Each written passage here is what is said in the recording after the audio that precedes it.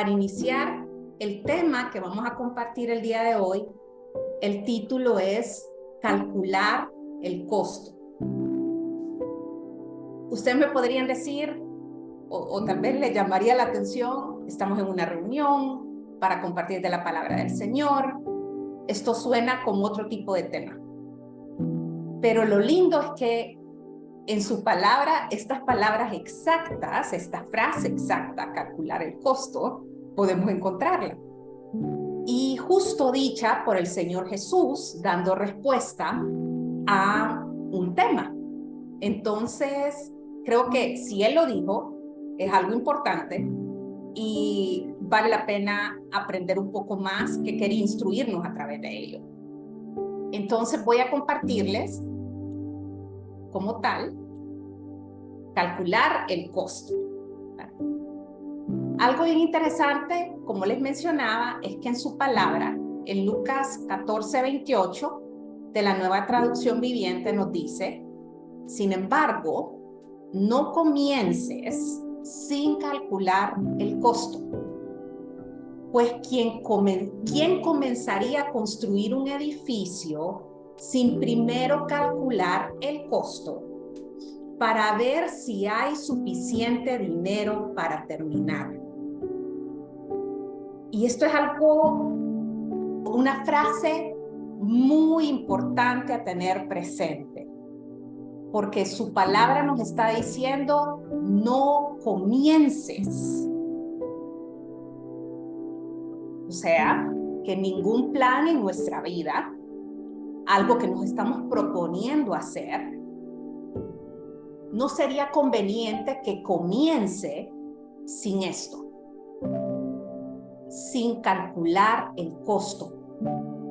Y nos hace hasta la pregunta retórica: ¿quién va a comenzar, como un ejemplo, a construir algo? En este caso hace referencia a un edificio, una torre, dicen otras traducciones, sin primero calcular el costo. Y miren qué interesante, dice: para ver si hay suficiente dinero para terminarlo.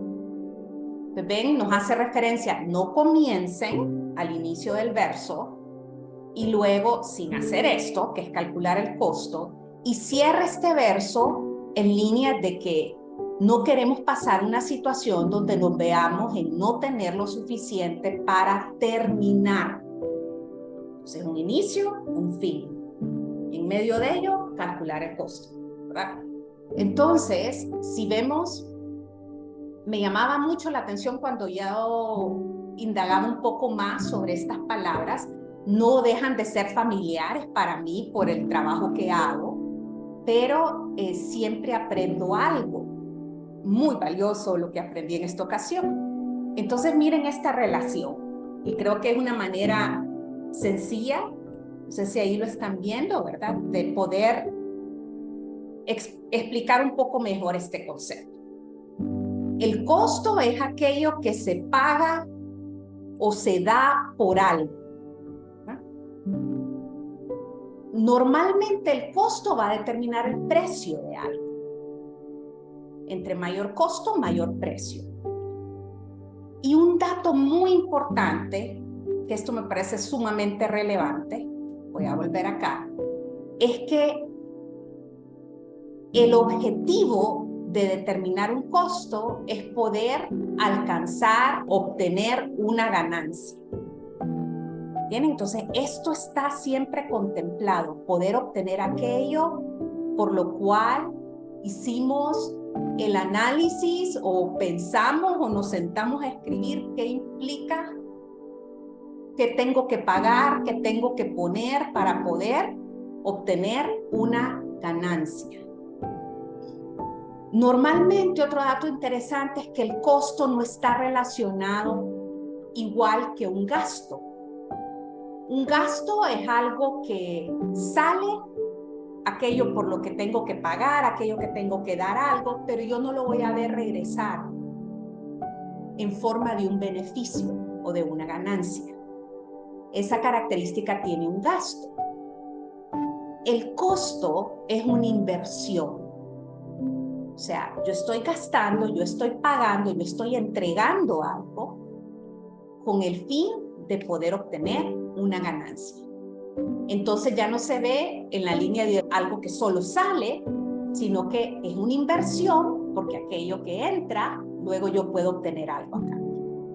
Entonces, hasta ahí yo creo que podemos tener una idea más clara que el Señor estaba guiando a que es importante poder sentarse, poder tomarse el tiempo de calcular ese costo. Y uno puede decir, pero Iris, ¿esto qué tiene que ver con mi vida diaria? Tomamos decisiones en cuanto a planes, cosas que queremos alcanzar, que queremos adquirir constantemente. Y no necesariamente tomamos el tiempo de seguir estos pasos, de decir, voy a calcular el costo, ¿verdad? ¿Qué implica? Por ejemplo, yo puedo tener el plan de pagar una deuda. ¿Qué implica pagar esa deuda? ¿Verdad? ¿Cuál es el beneficio que espero obtener? Lo que espero obtener es poder luego estar libre de deudas y tener más dinero disponible para disponer en diferentes cosas. Puede ser que quiera hacer un viaje y mucho tiempo lo he tenido ahí como un plan, pero no me he sentado a determinar qué implica hacer este viaje. ¿Qué implicaría dar, pagar, invertir para que luego alcance ese beneficio? Comprar un carro, comprar una casa, comprar algo que hace falta en nuestro hogar, adquirir algo. Entonces, es interesante que el Señor esté hablando sobre este tema. Él lo considero importante y considero importante dar un ejemplo relacionado con esto. Entonces, vamos a ampliar ahorita un poquito más a través de las palabras o la referencia a las palabras que hace este verso que acabamos de ver de Lucas 14, 28. Volvamos acá. Entonces, miren qué interesante. Nos hace referencia que hay ciertas acciones que las podemos desglosar así.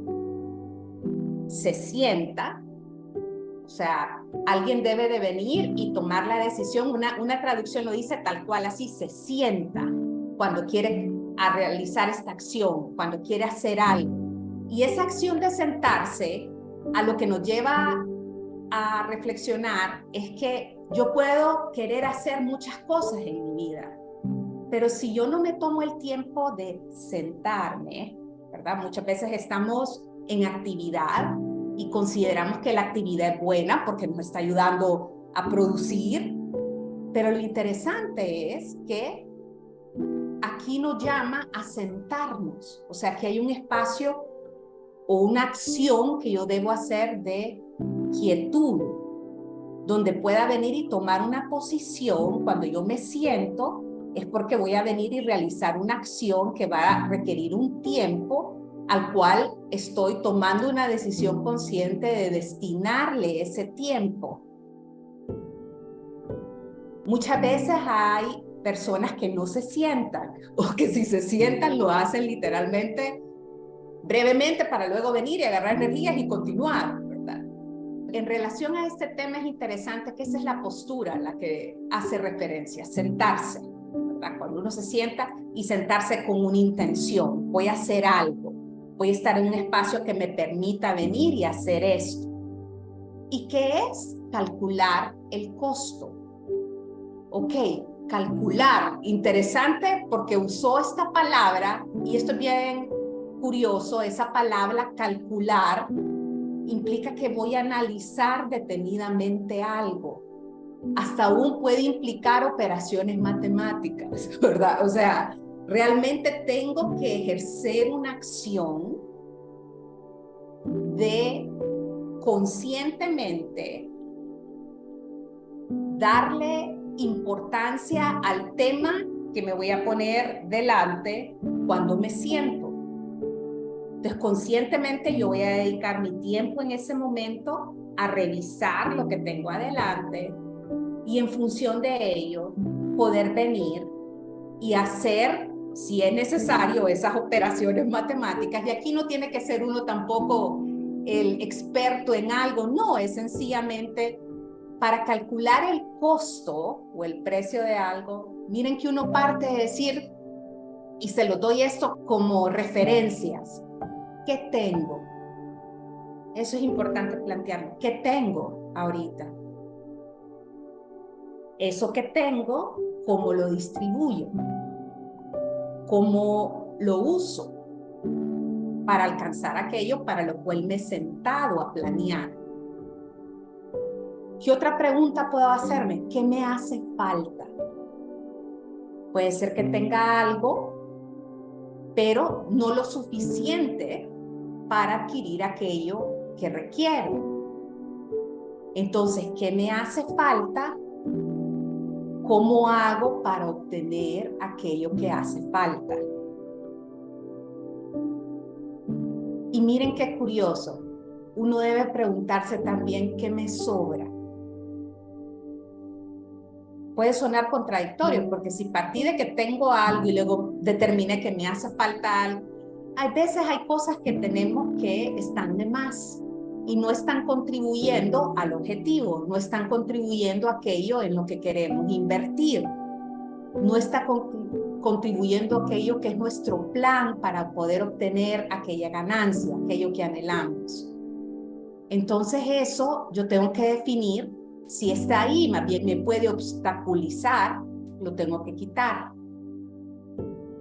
Si está sobrando y es algo material que puede tener un precio al que le pueda asignar y eso producirme, que me ayude a alcanzar mi objetivo, me deshago de él vendiéndolo, ¿verdad? O sea, son cosas prácticas que podemos hacer, pero implica sentarnos, calcular, o sea, revisar detenidamente qué tengo, qué me hace falta, qué me sobra. Yo recuerdo que a mí me gusta viajar, para darles una idea, y normalmente desde cierta edad empezó ese anhelo de quererlo hacer, pero yo tuve circunstancias donde tal vez yo decía, Señor, este lugar, y ya está en mi corazón ahí el anhelo de querer ir. Pero yo me acuerdo que en una ocasión en particular, yo me senté, calculé, hice los números y fue como, no se puede ahorita. Y tuve que esperar en el tiempo indicado para que se pudiera. Pero yo me acuerdo el confrontarme en esa ocasión con, no se puede ahorita. Muchas veces, al estar manejando los temas muy por encima y no sentarnos y evaluar, podemos estar asumiendo que sí tenemos lo que necesitamos, ¿verdad? Para poder alcanzar aquello que queremos. Y podemos estar viviendo de una manera que no necesariamente nos está ayudando a alcanzar esa ganancia de la manera correcta. Y después nos viene la factura por ello, ¿verdad? Y les digo que esto aplica para cada circunstancia, cada plan que uno pueda tener, sentarse, presentarlo ante el Señor, dedicarse a poder establecer un costo que implica que tengo que dar, que tengo que pagar para poder alcanzarlo. Y luego me gusta esto porque el mismo verso hacía referencia del hecho de culminar algo que se inició, terminar. Si nosotros iniciamos con un plan, con un anhelo, con una idea, y nosotros nos hemos sentado y hemos presentado ante el Señor, Él le va a dar la forma y nos va a ayudar a hacer este proceso para poder concluir en algo. Y no solo vivir de sueños, de anhelos, de preocupaciones, de cargas, eso es parte de la vida, definitivamente, pero eso no conforma la base de nuestra vida. Podremos culminar aquello que iniciamos. Podremos dar inicio y terminarlo. Con ello obtener una ganancia. Realmente valioso que lo tengamos presente y que sea algo que habitualmente hagamos. no podemos vivir nuestra vida sin tomar conciencia que esto es necesario hacerlo. Ahora, el Señor estaba dando esta referencia como un ejemplo de algo que se esperaba que alguien hiciera si quería empezar una obra. Se sienta, calcula, determina, ¿verdad? No empieza hasta que evalúa esto. No digo que no empieza hasta que tiene todo, no, puede empezar, pero se sentó, lo presentó ante el Señor, vino, calculó, determinó. Con la ayuda de Él vamos guiando cuáles esos siguientes pasos para irnos moviendo cada vez más cerca del objetivo. El Señor, que es tan maravilloso, así como en unas enseñanzas pasadas compartíamos cómo Él hizo cierta referencia de un ejemplo práctico a un tema que uno diría, ¿cómo relacionó este tema con esto, verdad? Tengo presente la enseñanza que nos compartió Melo. Le estaban preguntando del ayuno y él contesta con el vino nuevo, ¿verdad? En odres viejos. Y algo que podían entender, algo que él decía, esto les va a hacer sentido, ¿verdad? Para luego venir y ejemplificar mejor qué es lo que quería enseñar. Y en este caso no es un caso diferente. Aquí el verso anterior, o los versos anteriores, lo que están hablando en este pasaje, ¿saben de qué tema es? Ya lo vamos a ver. Es un tema bien interesante porque es el tema de qué necesitamos para ser sus discípulos. Y uno diría, pues para ser sus discípulos, y acaba de dar un ejemplo de calcular el costo y que no se sienta uno primero, que no empieza para venir y no quedar a medias en el camino. Pues miren qué lindo. Lucas 14:27, que es justo el verso anterior al que leímos, dice, además, si no cargas tu propia cruz y me sigues, no puedes ser mi discípulo. Quise dejar este verso después de dar la explicación anterior, porque de entrada el verso se ve un mensaje bien claro, directo y una palabra fuerte. Si no cargas tu propia cruz y me sigues, no puedes ser mi discípulo. O sea que aquí es importante que entendamos que ser un discípulo del Señor va más allá de sencillamente decir, yo soy cristiano. El aceptar al Señor y recibir ese precioso regalo de la salvación es algo maravilloso. Y eso es precioso, eso nos hace creyentes. Pero hay un paso más para poder ser sus discípulos. Y el Señor, el verso con el que sigue, luego de dar estas palabras, es el de calcular el costo. Entonces, voy a hacer una referencia siempre en la misma imagen de costo, precio y ganancia. El Señor estaba diciendo, como decía el verso, si no cargas tu propia cruz, eso es lo que va a costar. Y me sigues, no puedes ser mi discípulo. Entonces, miren qué lindo. Cargar la propia cruz. Ustedes saben que esta no era una frase agradable. Tal vez nosotros la tomamos un poco más por encima, pero para alguien en ese tiempo que le dijeran cargar su cruz, le estaban diciendo, estás caminando hacia tu muerte. Porque eso implicaba cargar la cruz. Si a alguien le tocaba cargar su cruz implicaba que estaba siguiendo el camino que lo llevaba a donde iba a ser crucificado. Wow, el Señor está diciendo, si no cargas tu cruz, ok, entonces yo tengo que venir y poder tomar una decisión consciente de cargar mi cruz y con ello el precio de dar mi vida por Él. ¿Y cómo la damos? Aquí uno podría decir, pero si Él ya murió por mí en la cruz, me está pidiendo morir en lo físico. No, nos está pidiendo entregarle nuestra vida a Él.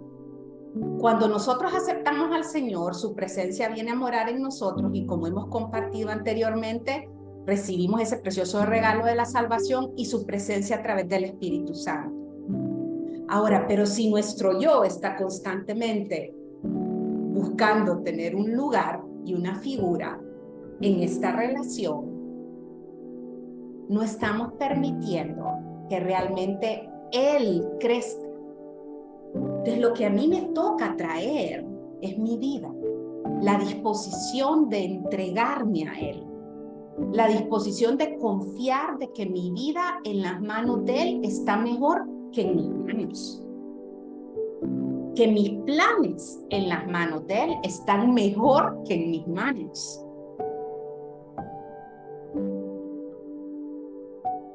Entonces yo entrego mi vida, pero aquí hay algo a cambio. Esto tiene una relación de ganancia. Y es que lo que se empieza a manifestar en la vida de un hijo y una hija de Dios es la misma vida de Cristo en nosotros. Cuando pasamos por este proceso de decir, cargo mi cruz, entrego mi vida, así como lo decía ese precioso canto que escuchábamos al inicio, me inclino ante ti, Rey que perdona multitud de errores. Esas palabras a mí me calan, les digo así profundo, porque estamos hablando con alguien que nos ve a través de la obra que hizo Jesús en la cruz y por ende nos ve limpios, nos ve sin fallas y está dispuesto a morar en nuestra vida y manifestar su vida en nosotros. Y esa es una ganancia que no tiene precio.